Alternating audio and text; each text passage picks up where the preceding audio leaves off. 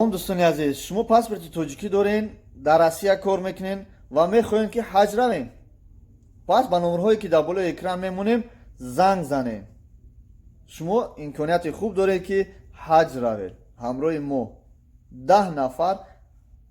مرحمت. دوستانی عزیز، بهترین خبر برای نفرانی که میخوان از شهر یکاترینبورگ و از مسکو حج روند، با پاسپورت تاجیکی باور کنید، با پاسپورت تاجیکی میتونین حج روید.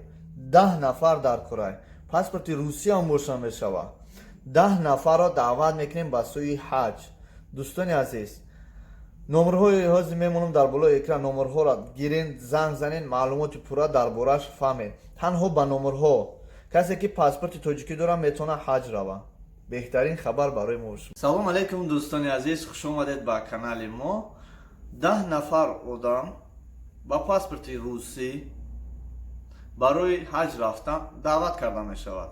10 نفر جای هست.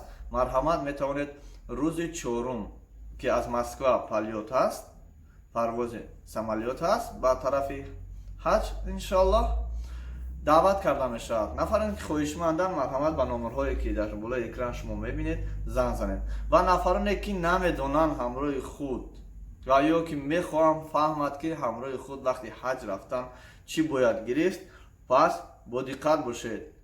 ما همه این چیزا را با آواز بلند میخونیم و پیشکش شما خواهیم کرد. تا بازدید دوستان عزیز.